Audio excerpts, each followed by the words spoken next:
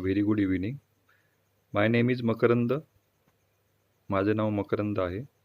मला इंडस्ट्री क्षेत्रामध्ये more than 20 years 20 वर्षांपेक्षाही जास्त एक्सपिरियन्स आहे. Quality assurance manager, management representative आणि इंटर्नल ऑडिटर.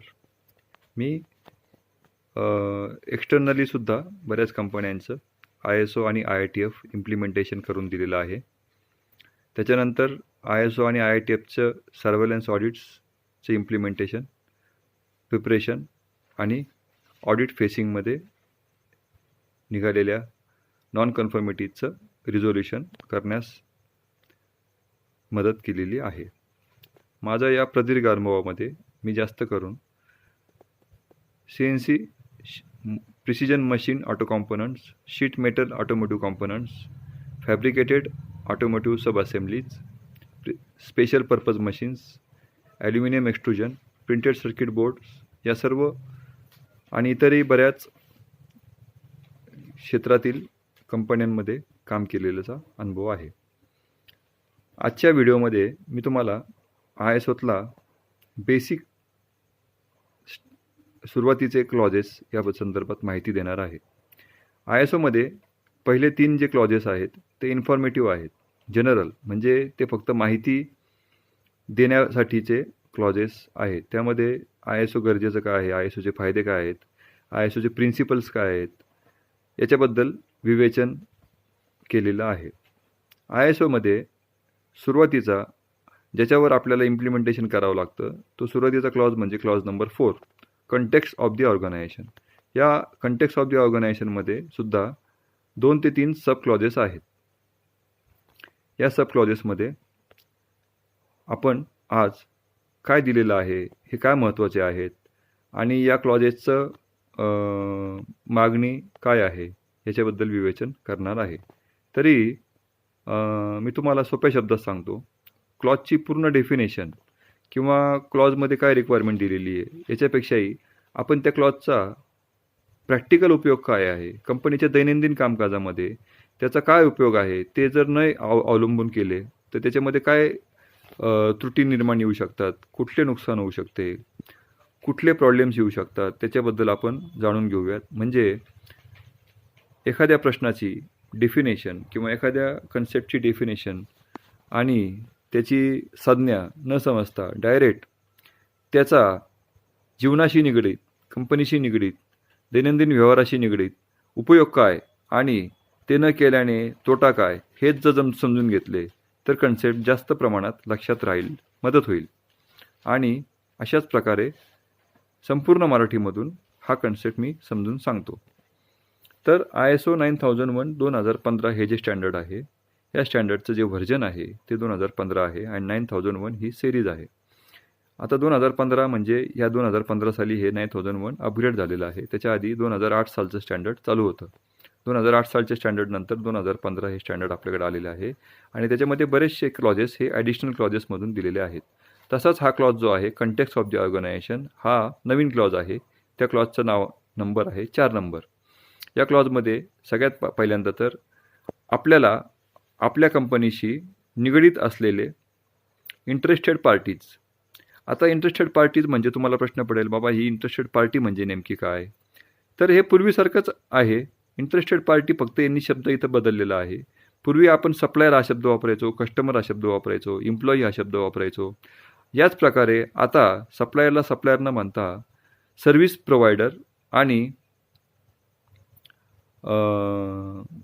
गुड्स प्रोव्हायडर हा शब्द वापरलेला आहे. सप्लायरमध्ये 2 प्रकार येतात. एक जो सेवा प्रदान करतो आणि दुसरा जो कच्चा माल किंवा अर्धा तयार केलेला माल आपल्याला सप्लाय करतो. पण या ISOच्या स्टँडर्डमध्ये सप्लायर हा शब्द काढून टाकून इथं प्रोव्हायडर हा शब्द रुजू केलेला आहे. त्याच्यामध्ये या क्लॉज नंबर 4मध्ये सांगितले गेलेले आहे की सर्वात पहिले तुम्ही तुमच्या या सर्व ज्या इंटरेस्टेड पार्टीज आहेत, पूर्वी बघा कस्टमर म्हणायचे, सप्लायर म्हणायचे, एम्प्लॉई म्हणायचे, डायरेक्टर्स म्हणायचे किंवा ऑडिटर्स म्हणायचे, थर्ड पार्टी ऑडिटर्स म्हणायचे. आता या सर्वांना मिळून त्यांनी एकच शब्द अंमलात आणला आहे, तो म्हणजे इंटरेस्टेड पार्टी. आता इंटरेस्ट शब्दाचा अर्थ तुम्हाला सगळ्यांना चांगल्या रीतीने माहिती आहे. इंटरेस्ट म्हणजे मला याच्यात रुची आहे. आणि पार्टी म्हणजे काय? तर एक संस्था, संस्थेमधली काही लोकं किंवा एक सेट ऑफ पीपल, बरोबर? तर ज्या लोकांना आपल्या संस्थेमध्ये, आपल्या कंपनीमध्ये, आपल्या ऑर्गनायझेशनमध्ये रुची आहे आणि त्यांचे काही ना काही हितसंबंध, काम, सेवा, सुविधा, माल, कच्चा माल, तयार माल याच्या संबंधीचं त्यांची रुची आपणामध्ये अडकलेली आहे, म्हणून यांना इंटरेस्टेड पार्टी असे नाव दिलेले आहे. बघा, आयएसओच्या सायंटिस्टने किती हुशारीने या सर्व वेगवेगळ्या एलिमेंट्सला एकाच शब्दामध्ये अडकवलं आहे, हे गोष्ट सोपी करण्यासाठी. तर इंटरेस्टेड पार्टी आणि त्यांच्या दुविधा म्हणजेच त्यांना आपल्याबरोबर काम करत असताना येणाऱ्या अडचणी. तर या येणाऱ्या अडचणी कोणत्या? म्हणून यामध्ये आयएसओमध्ये सांगितलं गेलेलं आहे की you should consider the negative factors of all interested parties, their expectations and their needs. म्हणजेच काय, आपल्या सर्व इंटरेस्टेड पार्टीज ज्याप्रमाणे मी आधी सांगितल्याप्रमाणे त्यांच्या सगळ्यात पहिले प्राथमिक गरजा काय आहेत आणि त्यांच्या आपल्याकडनं अपेक्षा काय आहेत.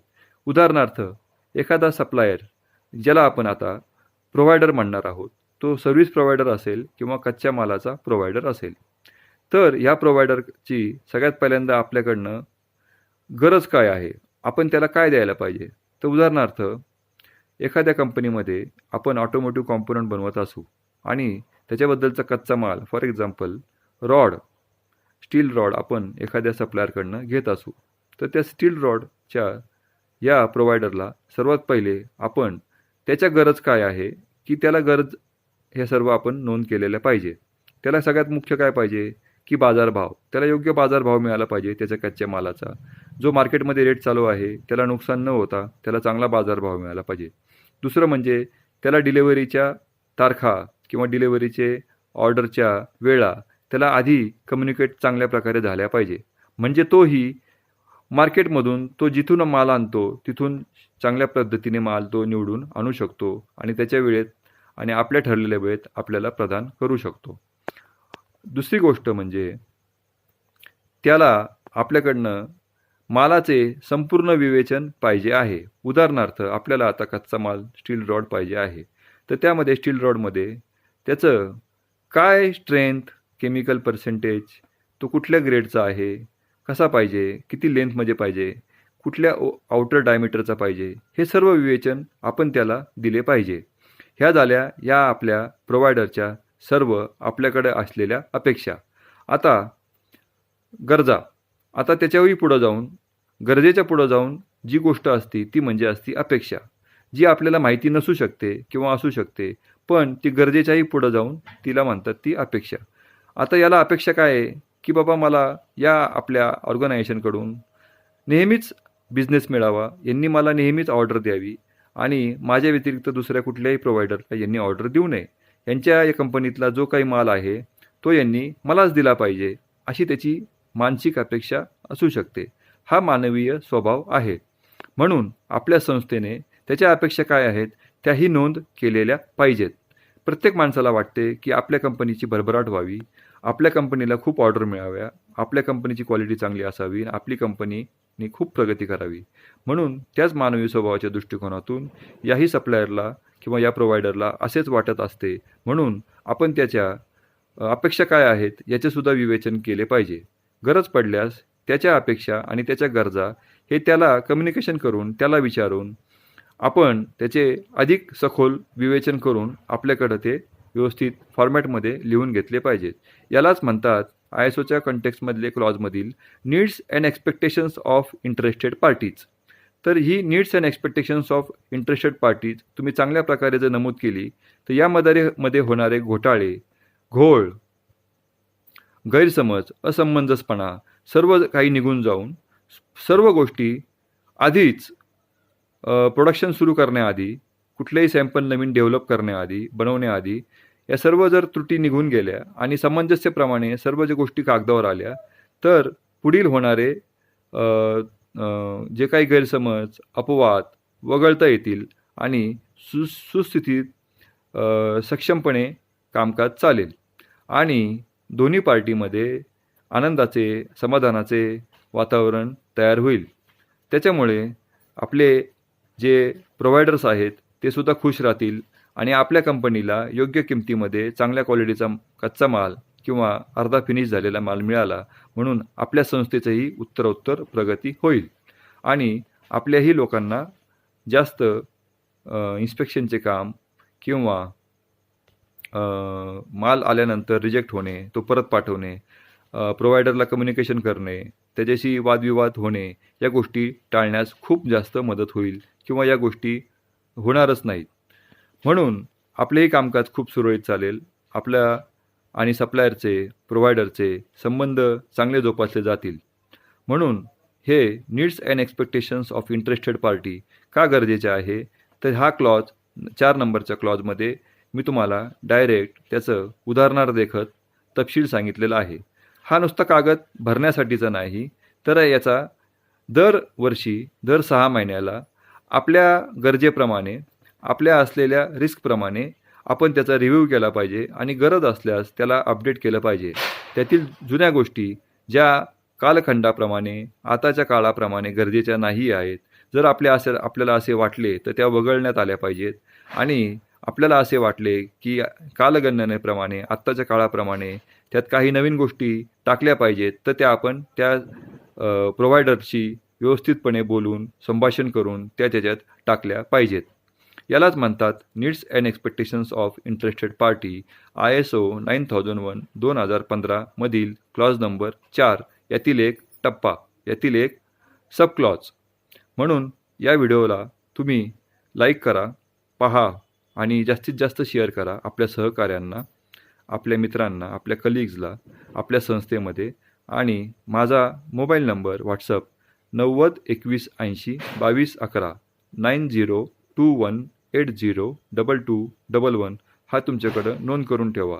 तुम्हाला कुठलीही अडचण, कसली ISO 9001/2015, IATF 16949 2016 या 2 स्टँडर्डमधले कसलाही तुम्हाला शंका, कुशंका, प्रश्न,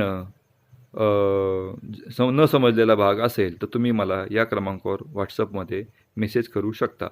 मी तुमचे शंकांचे निरसन निस्वार्थीपणाने आणि अतिशय सखोल ज्ञानाने पुरेपूर समाधान करण्याचा आटोकाट प्रयत्न नक्कीच करेल. तरीही माझ्या या व्हिडिओला लाईक करून जास्तीत जास्त शेअर करा आणि माझ्या पुढील येणाऱ्या शृंखलांच्या व्हिडिओसाठी माझे चॅनल सबस्क्राईब करा आणि नोटिफिकेशन आयकॉनचे बेलचे बटन दाबा. Thank you very much. धन्यवाद.